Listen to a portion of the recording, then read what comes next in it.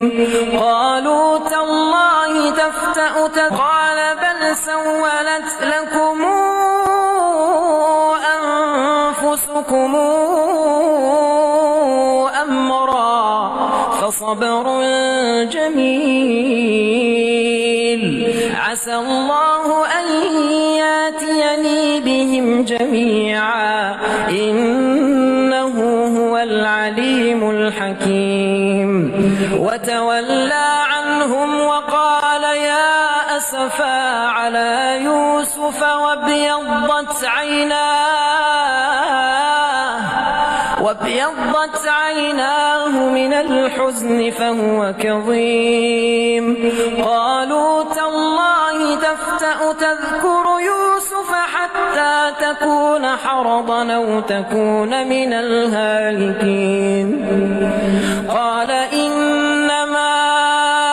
أشكو بثي وحزني إلى الله وأعلم من الله ما لا تعلمون يا بني اذهبوا فتحسسوا من يوسف وأخيه ولا تيأسوا من روح الله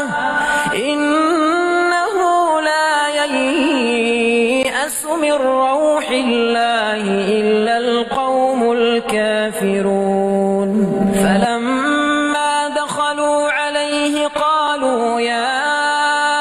أيها العزيز مسنا وأهلنا الضر وجئنا ببضاعة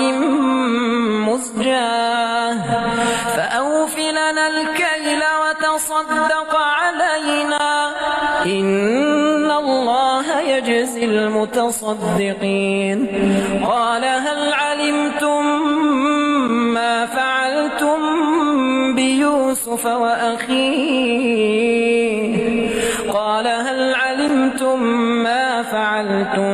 بيوسف وأخيه إذا أنتم جاهلون قالوا أئنك لأنت يوسف قال أنا يوسف وهذا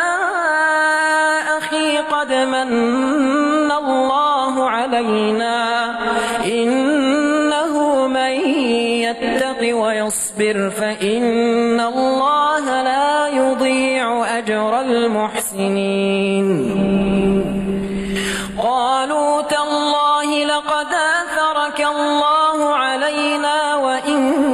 كنا لخاطئين قال لا تثريب عليكم اليوم يغفر الله لكم وهو أرحم الراحمين اذهبوا بقميصي هذا فألقوه على وجه أبي يات بصيرا واتوني بأهلكم أجمعين ولما فصلت العير قال أبوهم إني لأجد ريح يوسف لولا أن تفندون قالوا تالله إنك لفي ضلالك القديم فلما أن جاء البشير ألقاه على وجهه فارتد بصيرا قال ألم قل لكم إني أعلم من الله ما لا تعلمون قالوا يا أبانا استغفر لنا ذنوبنا إنا كنا خاطئين قال سوف أستغفر لكم ربي إنه هو الغفور الرحيم